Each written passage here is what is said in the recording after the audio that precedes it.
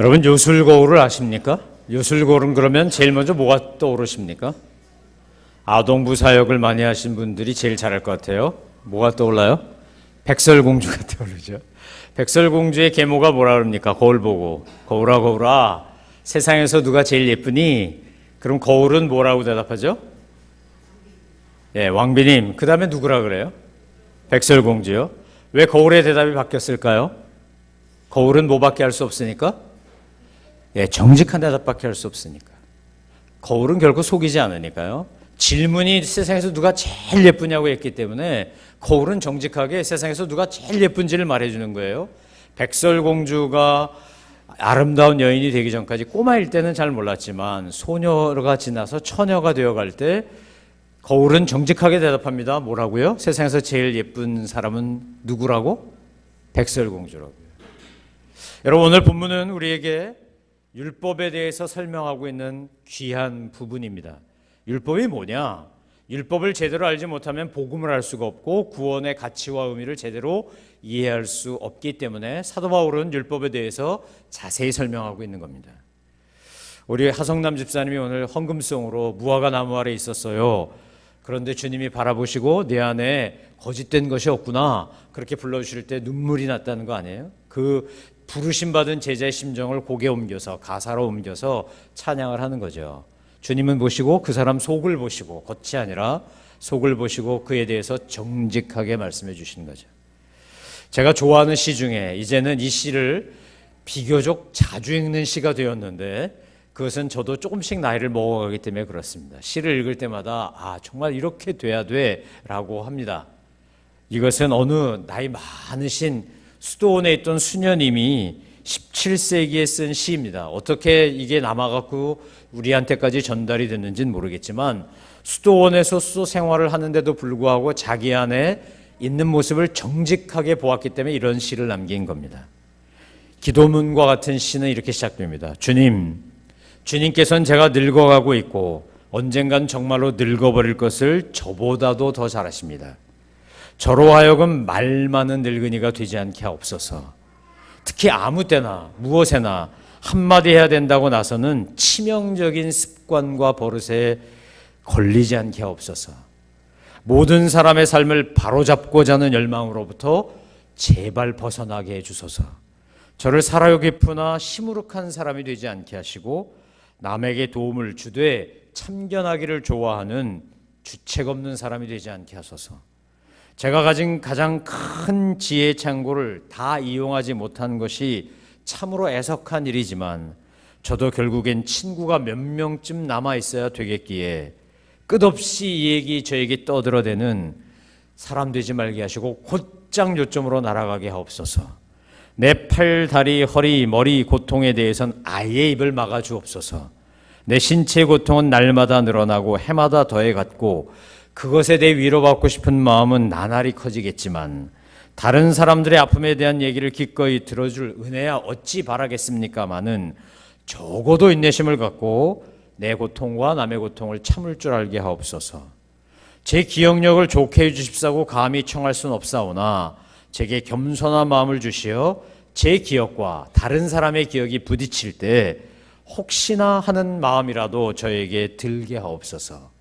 나도 가끔 틀릴 수 있다는 영광된 가르침을 매일매일 주옵소서.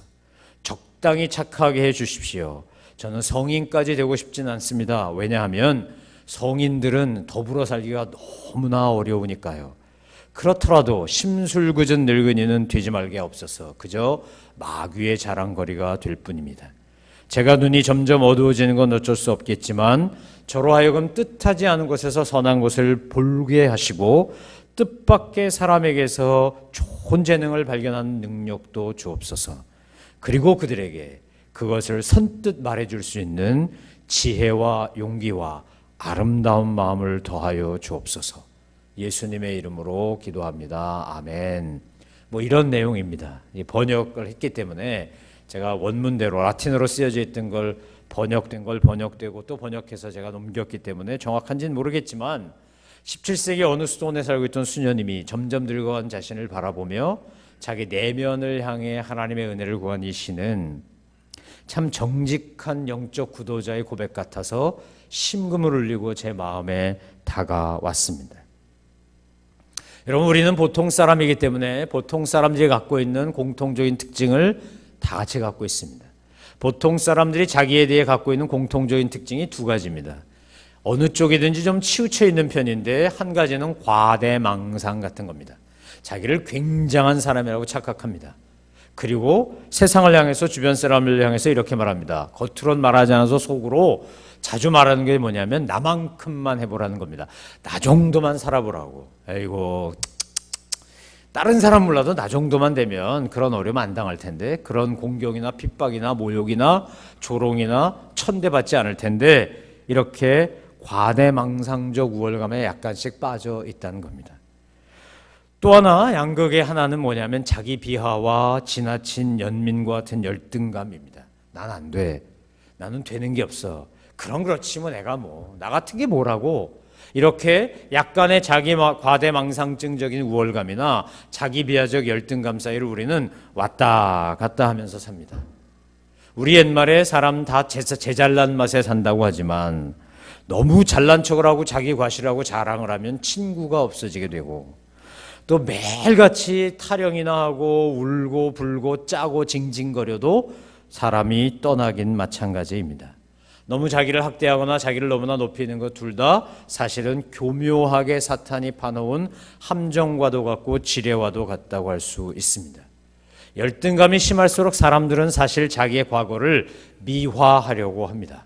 그래서 제가 지금도 기억나는 건 전두환 씨가 대통령이 되자마자 그분이 책을 하나 냈는데, 그때 이제 작가들 중에 누구 하나 권력의 줄을 댔고 싶은 사람을 선택해가지고 황학에서 안화까지 뭐 이래가지고요, 자기 살던 뒷동산에서 청와대 뒷산까지, 인왕까지인가 뭐 이래가지고 책을 찍어가지고 뭐 도서관부터 온갖 군데 다 뿌렸습니다. 그러니까 자기는 태어날 때부터 뭐 했다는 거예요?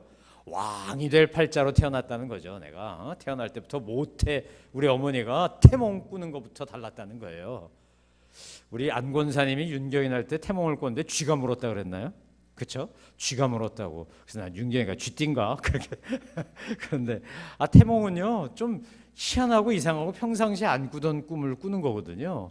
뭐 돼지가 치마 속으로 쑥 들어온다든지 뭐 이런 거란 말이죠. 어느 날 왔는데 어떤 지나간 사람이 금덩어리 하나 턱 주고 갔다든지, 평상시에 있을 수 없는 일을. 그런데 뭐 자기 어머니가 꿈을 꿨는데 용왕이 와가지고 뭐 여의주를 물어다가 용이 갖다 주고 뭐 온갖 난리를 떨고 그래갖고 자기는 태어날 때부터 범상했다는 거예요. 그래서 그냥 승승장구하고 됐다는 거죠. 이제 미워합니다. 신화를 만들어내요. 설화를 만들어냅니다. 그러니까 지나치게 과거를 미워하거나 과장을 하면 여러분이 이야기를 듣다가 보다가 어떻게 생각하시면 되냐면, 참 안 됐네, 참 딱하네, 참 불쌍하네, 이렇게 생각하시면 돼요. 열받을 필요도 없고 화내실 필요도 없고 그걸 고쳐주겠다고 하실 필요 없어요. 이순녀님 말씀처럼, 기도처럼, 시처럼 내가 다 이야기하지 않게 해달라고, 제발 내 입을 닫아달라고 기도하지 않습니까? 또 지나치게 정말로 우월감이 강한 사람들은요, 아무 말을 안 하지만 은근히 비언어적 언어, 예를 들면 눈빛, 태도, 몸짓 이런 걸로요, 사람을 봐도 그냥 안 보고 이렇게 쫙 훑어보고 한 수 쫙 깔고 보고 이래갖고 누구든지 느낄 수 있게끔 만들어 놓으면서 자기를 과시하려고 합니다. 그럼 왜 그럴까요? 사람들은 도대체 왜 그러는 걸까요? 저와 여러분은 왜 양극을 왔다 갔다 하는 걸까요? 어떤 날은 우월감에 사로잡혔다가 어떤 날은 열등감에 사로잡혔다가, 이 진동폭이 크지 않아서 그런 거지. 우리는 사실 그냥 스테디하게 늘 일관하게 똑같이 변함없이 겸손하고 성숙된 모습으로 살아가지 못할 때가 얼마나 많습니까? 그럼 도대체 왜 그러는 걸까요? 사람이라고 하는, 인간이라고 하는 존재는 왜 그렇게 양극을 왔다 갔다 하며 사는 것인가? 그것은 간단합니다. 우리 안에 하나님의 사랑과 은혜로 충만하지 않으면 영적으로 허해서 그래요. 사람이요, 허하면 이상한 짓을 하기 시작합니다. 이상한 말을 하고요, 이상한 행동을 합니다. 창세기는 세상 최초 인간이었던 아담이 타락한 이후에 그 자손들이 어떻게 죄를 짓는가를 생생하게 묘사하고 있습니다. 아담과 하와 사이에 많은 자식이 있었겠지만 특별히 가인과 아벨 이야기를 통해 가인이 형이 동생을 때려 죽이는 이야기를 창세기는 숨김없이 우리에게 전해줍니다. 심지어는 노아의 때가 돼서는 홍수로 심판에 이를 수밖에 없는 끔찍한 죄의 창고를 생생하게 보도합니다. 노아 홍수 이후에도 바벨탑을 쌓으며 자기를 드러내고자 했던 인간들의 죄성에 대하여 고발하는 것을 우리는 볼 수 있습니다. 따라서 창세기가 우리에게 말하고자 하는 것은 무엇입니까? 인간이 드러내고자 한 자기의 교만이든 열등감에서 비롯된 것이든 우월감이든 거기서 나는 이런 사람이야, 나 이래봬도 이런 사람이야, 왕년에 나 이랬어 라고 말하는 모든 것들 속에는 사실 뭐가 있다는 겁니까? 의를 드러내고자 하는 인간의 죄성이 담겨져 있다는 겁니다. 여러분, 우리가 신앙생활을 하고 예수님을 믿으면 제일 먼저 일어나는 내면의 변화가 뭡니까? 내가 얼마나 한심하고 끔찍한 죄인인가를 자각하기 시작하는 겁니다. 누가 나한테 와서 얘기해 주지 않아도 스스로 깨닫고 압니다. 내 한계가 이것밖에 안 되는구나. 나라고 하는 존재가 이런 존재구나. 정말 형편없구나. 한심하구나. 답답하구나. 저는 요즘 20대들이 취직이 잘 안 돼서 소위 청년 백수 시절을 몇 년씩 겪어야 되는 것을 당사자들은 너무나 힘들고 부모님들도 막 속이 타겠지만 저는 참 감사하게 생각합니다. 왜요? 우리 20대가 풍요 속의 큰 세대입니다. 부족함 잘 모릅니다. 50대들하고 얘기를 해보면 옛날에 연탄 쌓아놓고 뭐 김장김치하고 연탄 갈다가 안 되면 뭐 집게 안 떨어지면 막 식칼로 자르고 뭐 이런 얘기하면 뭐 마중물이 어쩌고 그러면 알아듣습니다. 왜요? 경험했으니까. 그런데 우리 지금 자라는 20대들 안타깝게도 땅 밟아보지 못한 채 평생을 사는 사람도 참 많습니다. 공중에 떠서 뭐 도를 아십니까? 이런 거 안 해도 돼요. 우리 다 공중부양하고 살잖아. 다 7층, 10층, 막 20층 이런 데 사니까 날마다 잘 때도 공중에 떠서 자고 밥 먹을 때도 공중에 떠서 먹는데 뭘 뭐 도를 아십니까? 뭔 필요가 있겠어요. 그렇게 산 우리 아이들이 도시에서 살았으면 더더구나. 그런 아이들이 처음으로 좌절을 겪으며 우리 청년들이 한계에 부딪히는 것을 저는 하나님의 은혜라고 생각합니다. 당사자들은 아멘이 안 나올 겁니다. 아무도 아멘 안 하잖아요. 여기 20대 있는데. 그런데 왜요? 인간이요, 한계에 부딪히지 않고는 자기 실존을 경험할 수 없기 때문에 그렇습니다. 내가 원하는 대로 모든 것이 될 때 그럼에도 불구하고 겸손하게 나의 죄인됨을 고백하는 사람 제가 볼 때 거의 없습니다. 한계에 부딪히고 자기의 벽에 부딪히고 정말 죽을 것 같고 절망과 좌절과 낙심과 근심과 자존심 상하는 게 막 옆에서 떠나지도 않고 옆에 있어 기숙하는 그런 상황 속에서야 비로소 인간은 겸허하게 자기의 실체를 인정하고 주님 앞에 겸손히 머리를 조아리기 때문입니다. 로마서 7장 1절로 6절 말씀을 통해 우리가 지난주에 살펴내 본 것처럼 인간이 의로워지고 자유로워지는 길은 오직 한 길밖에 없습니다. 그것은 바로 예수 그리스도의 십자가와 그분의 사랑과 보혈의 공로가 아니면 바꿔 말하면 십자가 없이는 절대로 인간은 의로워질 수 없습니다. 하나님의 영광과 은혜를 누릴 수 없습니다.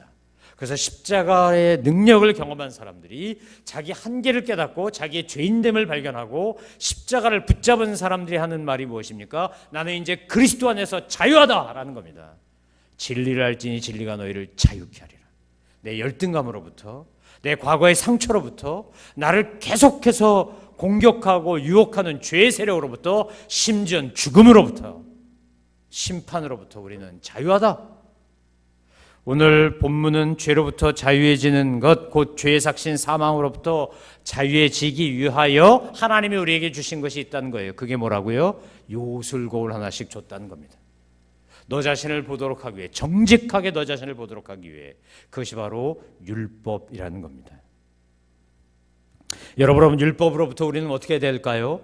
진정한 믿음은 구원받았다고 한다면, 진리를 안다면 이 율법으로부터 자유해지는 것입니다.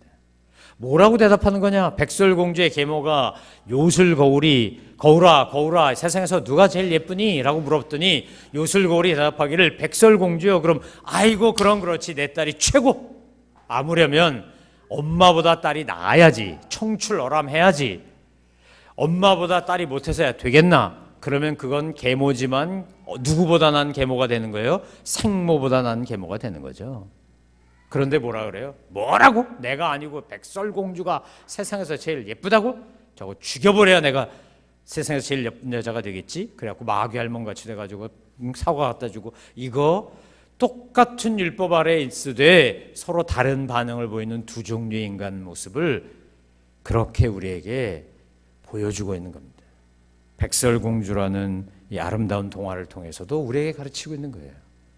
여러분, 율법이 왜 중요하다고요? 율법이 아니면 우리가 죄인인 사라고 하는 사실을 정확히 깨달을 수 없기 때문에 그렇습니다.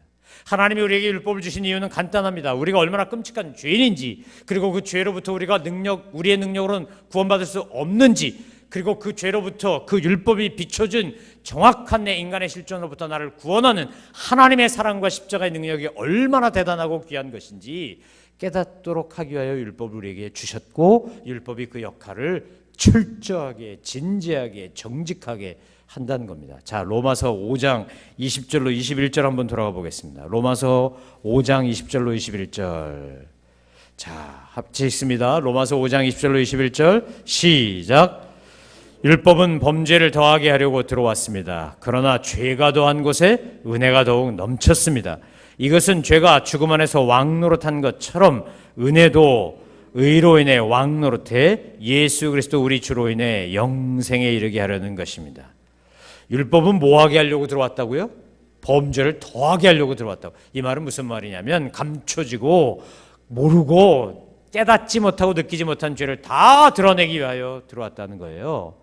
화장할 때 젊어서는 땅구멍까지 보이는 아주 확대경 쓰는 거 좋아하잖아요. 그래서 여기 뭐 점 뽑고 여드름 짜고 뭐 기미 제거하고, 나중에 연세 드시면 그게 싫대면서요. 들여다보기가 끔찍해서 보기가 싫대. 그래서 그냥 흐시무시하게 보이는 거울이 더 좋다고, 그냥 대충 보이는 게 훨씬 좋다고 그러는 것처럼 율법은 우리에게 자세히 현미경처럼 보여줘요. 왜요? 죄로 말미암아 우리가 죽을 수밖에 없는 것과 그 죄로부터 우리를 건지신 하나님의 은혜를 더 분명히 깨닫도록 하기 위해서. 그래서 로마서 6장 14절은 이렇게 말합니다. 자, 14절 한 절 더 읽겠습니다. 시작. 로마서 6장 14절 시작. 죄가 여러분을 지배하지 못할 것인데 여러분이 율법 아래 있지 않고 은혜 아래 있기 때문입니다. 율법이 우리를 정확하게 보여줘요. 건강검진 받으러 갔더니 뭐 피 뽑고 소변 검사하고 내시경하고 그랬더니 뭐가 문제인지 너무나 정확해. 당뇨, 고혈압, 콜레스테롤 뭐 여러 가지 쫙 증상이 나와요. 그런데 명의는 뭐라 그러는 겁니까? 정확하게 현상을 파악한 다음에 반드시 뭘 해요? 대안을 제시합니다. 자, 이게 당신의 현 주소입니다. 그러니까 여기서 나아지고 건강해지고, 어떤 의미로는 건강하게 오래 살려면 이렇게 하셔야 됩니다 라고 대안을 제시해요. 여러분, 암에 걸리면 요즘은 암을 다 죽이지 않는답니다. 암세포를 다 죽이다 사람 잡을 것 같으면 그냥 적당히 살려놓는데요. 그리고 이렇게 말한답니다. 친구 삼아 그냥 살살 달래가며 오래오래 사는 게 낫지. 무찌르자 공산당, 쳐부시자 암세포 이러면서 막 싸우다가 죽어버리면 무슨 소용이 있냐고. 치유하는 이유가 목적이 뭐가 있겠냐고. 그러니까 적당히 조금은 남겨놓고, 왜냐하면 그거 다 박멸하려다가 사람 잡으니까, 그리고 그냥 달래가며 얼러가며 살라는 거예요. 여러분, 당뇨 같은 지병이 있는 분이 당뇨 때문에 식이요법 잘하고 운동 열심히 하면 훨씬 건강하게 사세요. 약 안 먹고도 잘 사세요. 제가 보니까 우리 박조준 목사님이 목요일마다 설교 아카데미로 와서 강의를 자원봉사를 해주셔서 너무 감사한데, 이 어른이 당뇨가 있으시대요. 자기 사위 중에 한 사람이 내과 의사예요. 그런데 약을 처방도 안 해주고 의사인 사위가 장인어른 이거 이렇게 하십시오. 자기가 철저하게 한대요. 심지어 어디 집회를 가도 호밀빵 같은 걸 가져가서 그 식사 대접하는데, 저희랑도 식사 대접하는데요, 한 번도 식사를 같이 하신 적이 없어요. 대접하겠다 그래도 자기가 당뇨 환자이기 때문에 자기가 딱 정해놓고 가는 식당이 있어요.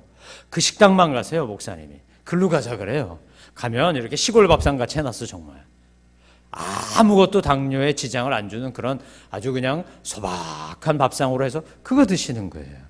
아, 그것만 드시고 싶겠냐고요. 사람인데. 왕년에 당뇨병 걸리기 전에 스테이크도 좋아하고 뭐 좋아하신 거 많았죠. 그렇지만 현실을 받아들이고 관리를 잘 하시니까 얼마나 건강한지 제가 그 어른을 보면서 참 많은 면에서 배워요.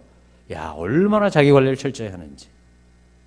그분이 제가 여쭤봤어요. 왜 이렇게 철저히 관리를 하십니까? 그랬더니 적어도 폐는 끼치고 싶지 않다는 거예요. 아내나 자식들에게. 나 때문에 내가 당뇨 걸려서 합병증 생겨서 뭐 수술을 하네, 뭐 발가락을 자르네, 뭐 하네 이러면 얼마나 주변 사람도 고통스럽고 나도 고통스럽겠는가. 그래서 선생님, 의사 선생님, 비록 사위지만 의사 선생님 말씀하신 대로 그대로 한다는 거예요. 아니 더 철저히 한다는 거예요. 여러분, 율법이 우리에게 뭘 보여준다고요? 너 죄인이야. 너는 이런 죄가 있어. 그런데 그 죄를 통하여 내가 뭘 해야 된다고요? 주제 파악을 정확히 해야 되는 거죠. 내가 어떤 존재인지를 모르면 스스로 착각하면 난 좀 괜찮은 사람이야. 내지는 난 형편없어. 나 같은 것이 구원을 받을 수 있겠어? 나 같은 게 사랑받을 수 있겠어? 이것도 병이고 잘못이고, 내가 무슨 예수가 뭔 필요가 있어? 내가 교회를 왜 다녀? 그건 참 한심하고 문제 많고 죄인들이 나가는 거야. 이러고 착각하는 것 또한 문제 아니겠습니까? 여러분, 율법이 요구하는 모든 멍해를 우리가 감당할 수 있나요? 결론할 수 없다예요. 저는 자력 구원을 요치는 불교나 힌두교나 이렇게 스스로 돛 닦고 선행하면 나를 구원할 수 있다 이렇게 말하는 종교를 보면 참 딱해요. 한심해요. 답답해요. 임자 해봤어? 정주영 회장이 즐겨 했던 말이 그 말이라는데 그분들한테 그렇게 물어보고 싶어요. 그래 해봤냐고. 3000배 해보니까 득도가 됩니까? 무릎하고 허리만 아프지. 잘못하면 관절염 걸려. 뭐 이것저것 당신이 쉬지 않고 끊임없이 선행이 되든가요? 정말 남을 미워하지 않든가요? 이 마음에서 온갖 번뇌를 다 제거할 수 있든가요?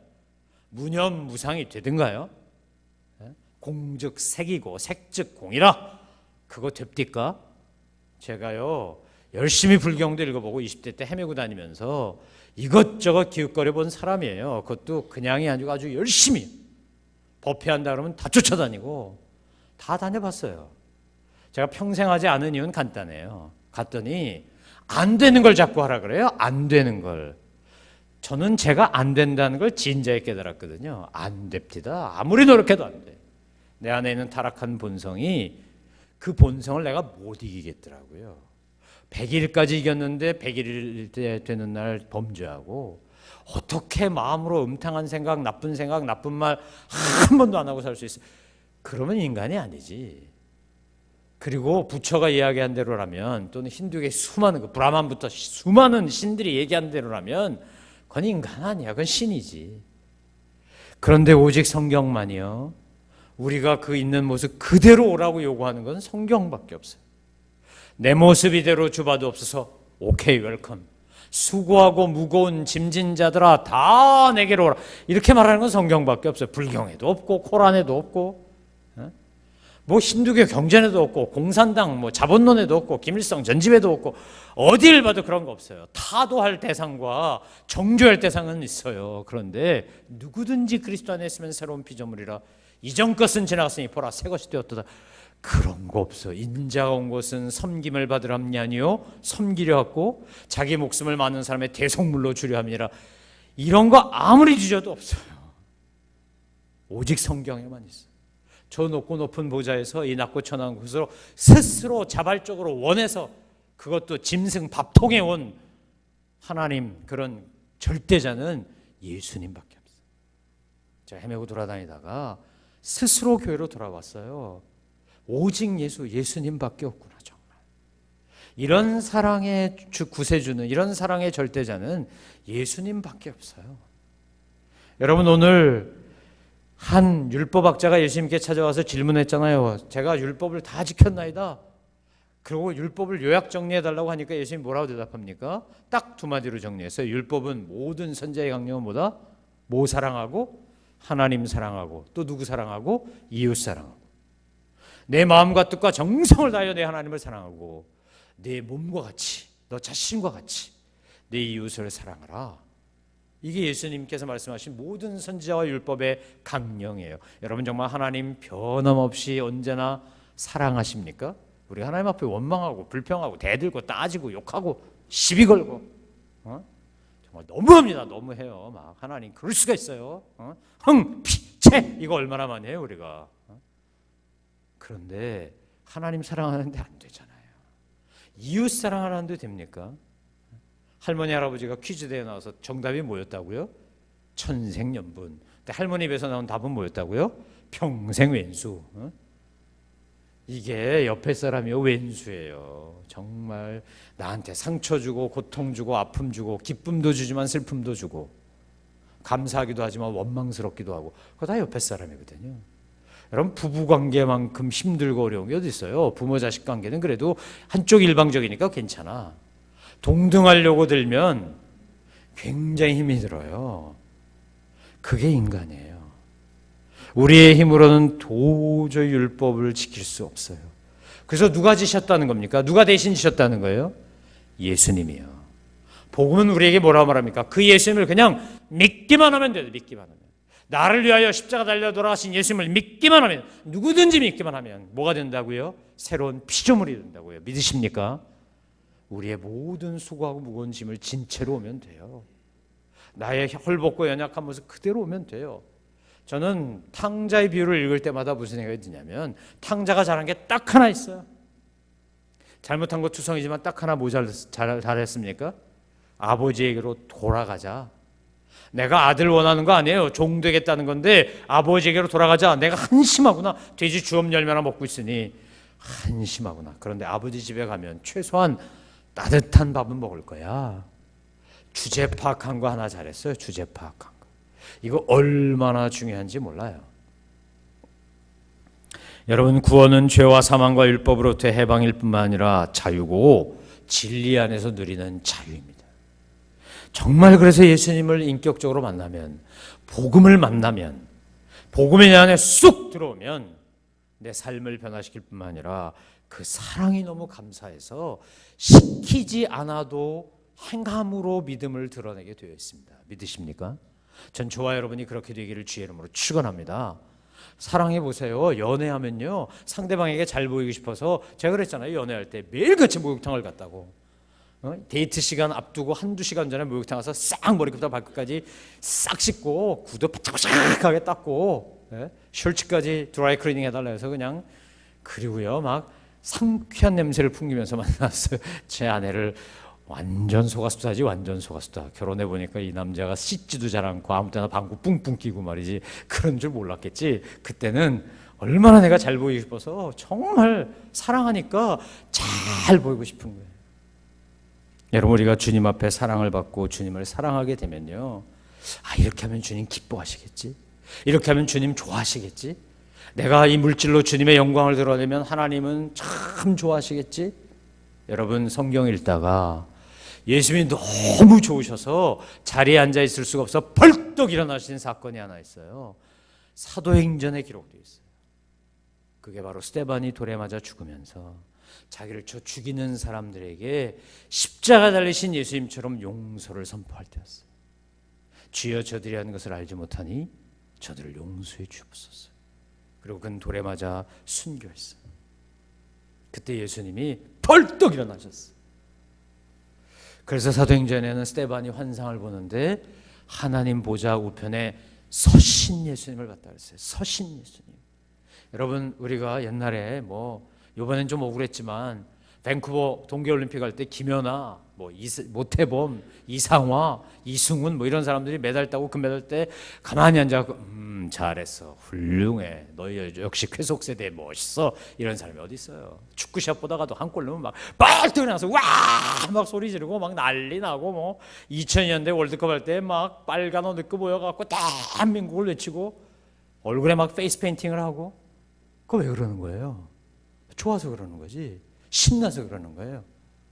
여러분 정말 주님을 만나면 진리 안에서 자유하면 우리가요 그런 열정과 기쁨을 느끼는 거예요. 나 자유 얻었네, 너 자유 얻었네, 우리 자유 얻었네.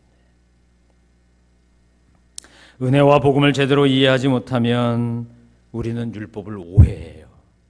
아니 왜 율법을 보내가지고 이렇게 왜 이러는 거야? 자 7절 한번 보겠습니다. 7장 7절 자 시작. 그러면 우리가 무슨 말을 하겠습니까? 율법이 죄입니까? 결코 그럴 수 없습니다. 율법에 비춰보지 않았다면 나는 죄를 알지 못했을 것입니다. 율법이 탐내지 말라고 하지 않았다면 나는 탐심을 알지 못했을 것입니다. 율법은 뭐 하려고 우리에게 주셨다고요? 내 내면을 정직하게 들여다봐. 내가 어떤 존재인지를 좀 알라고. 여러분, 율법이 없었다면 우리는 제대로 나의 본성을 깨닫지 못했을 겁니다. 사도 바울이 쓰는 편지, 사도 바울이 보낸 글들을 읽어보면 굉장히 독특한 어휘가 하나 나오는데, 그것은 뭐냐면 그럴 수 없습니다. 결코 그럴 수 없습니다. 이런 강한 부정이 나옵니다. 항상 질문을 던져놓고, 그럼 우리가 무슨 말을 하겠습니까? 율법이 죄입니까? 결코 그럴 수 없습니다. 이게 사도 바울의 어투입니다. 그래서 로마서뿐만 아니라 바울 서신이라고 하는 걸 읽으면 꼭 질문과 강한 부정, 이런 것들이 꼭 나옵니다. 왜 이렇게 강한 부정을 하고 설명을 하는 겁니까? 그만큼 율법을 바울은 소중히 여겼습니다. 왜요? 나를 정확히 진단하는 건강 진단과도 같고 정확하게 거짓말하지 않는 요술 거울과도 같아서 이 율법이 없다면 우리는 나의 죄를 알 수 없다는 거예요. 그러니까 은혜와 복음을 받아들인 사람은 율법을 싫어합니까? 아니요. 귀히 여깁니다. 그 율법의 나를 들여다보며 어떻게 한다는 거예요? 내가 주님을 만났고 예수님을 믿는다고 하는데도 아직도 멀었구나. 내가 거룩에 이르는 이 성화의 길을 걸어가는 길을 중단하면 안 되겠구나. 어떻게 한다고요? Keep going, keep going, keep going. 계속하라고요. Don't quit, 끝내지 말라고요. Don't give up, 포기하지 말라고요. 코치가 그 브록한테 외치는 것처럼 Five more, three more, two more, one more 이렇게 외치는 것처럼 성령님이 나한테서 와서 그렇게 끊임없이 격려하면서 치열업하면서 외쳐대는 음성에 귀를 기울이게 된다는 거예요. 무엇 때문에? 율법으로 나를 들여다보기 때문에. 여러분, 율법은 7장 7절 말씀에서 죄를 깨닫게 하는 것이라고 말합니다. 죄에 대한 보편적 지식은 우리가 갖고 있어요. 그래, 저건 죄야. 살인하면 안 돼. 강도짓하면 안 돼. 사기치면 안 돼. 그런데 정말 죄는 뭐죠? 그것을 가능케 하는 인간의 타락한 본성입니다. 율법이 그걸 들여다보는 거예요. 속속들이.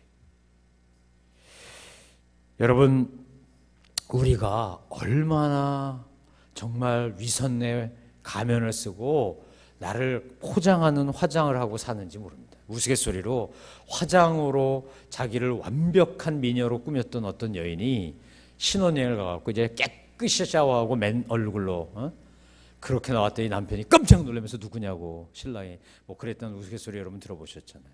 누구세요? 하도 성형을 해갖고 애를 낳는데 전혀 다른 애가 나가지고 남편이 깜짝 놀라면서 우리 아내가 바람을 폈나? 그랬더니 그 아내가 매우 미안하면서 자기 백일 사진을 꺼냈다고. 이렇게 똑같아. 돌사진하고 똑같아. 성형 미인일 뿐이지.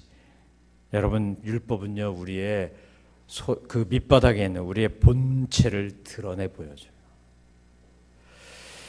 여러분, 밀러라고 하는 한 부자 청년이, 실업가가 사업을 잘 해갖고 어마어마한 부를 쌓았는데 어느 날 집에 왔더니요 기가 막히게 좋은 집에 살고 있었는데 아내가 편지 한 장 써놓고 나가버렸어요.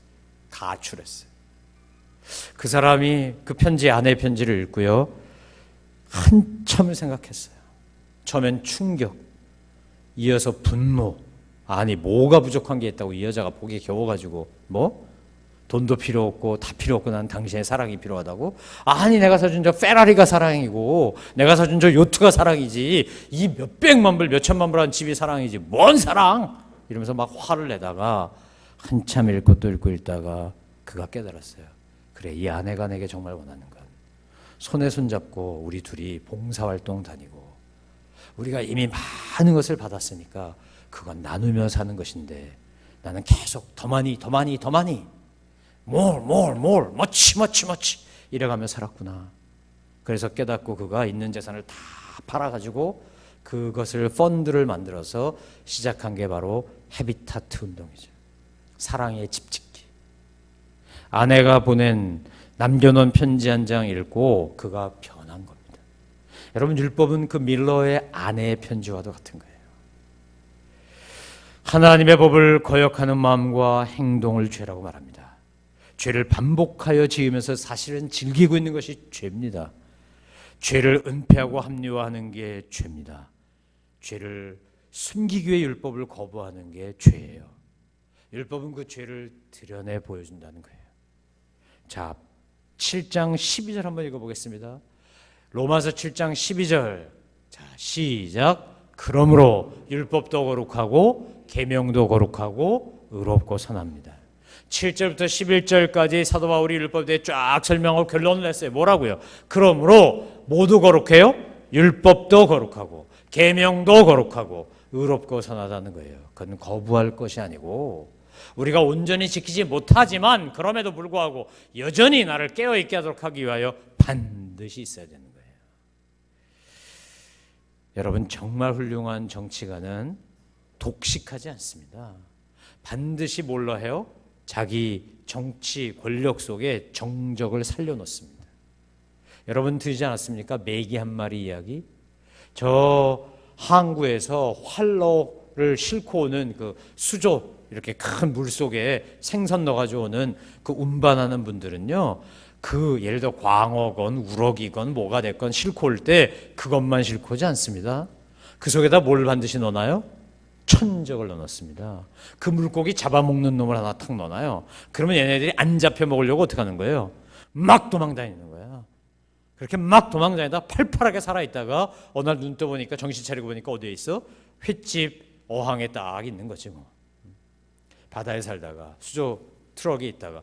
그런데요, 가만 아무것도 안 넣어놓고 가만 넣어놓으면 어떻게 된다고요? 다 그냥 히리브리 해가지고 오다가 다 죽어버린대. 와갖고 배 드러내고 둥둥 떠 있는 거지. 그러면 그 횟집 주인이 그거 사겠습니까? 하나님이 우리를 사랑하시기 위하여 뭘 주셨다고요? 때로는 연단도 주고 때로는 어려움도 주고, 사실은 뭘 주고? 이미 율법도 주시고. 여러분, 문제는 율법이 아니라 내 죄가 문제고요. 내 죄를 드러내 보이도록 하기 위해 반드시 율법은 있어야 됩니다. 계명은 있어야 합니다. 십계명을 비롯하여 하나님이 주신 많은 가르침은 반드시 있어야 됩니다. 왜요? 그 율법을 통해 내가 죄인됨을 깨닫기 때문에 그렇습니다. 사랑하는 성도 여러분, 백설공주 이야기에서 거울은 완전하고 정확한 평가와 기준을 가지고 정직하게 말하던 물건이었습니다. 거울 자체가 문제가 아닙니다. 그런데 사람들이 어떻게 되는 거예요? 특히 그 계모는 거울의 이야기를 듣고 분노하면서 모략을 꾸미기 시작합니다. 백설공주를 없애면 될 거라고 생각합니다. 여러분, 이 계모에게 거울은 죄가 이용하여 죽음으로 인도한 것에 불과했습니다. 만일 거울이 말하지 않았다면 백설공주 죽이는 음모 따위 하지 않았을지 모릅니다. 그런데 그 거울은 거짓말을 못한다는 거예요. 율법은 우리에게 거짓말을 하지 않습니다.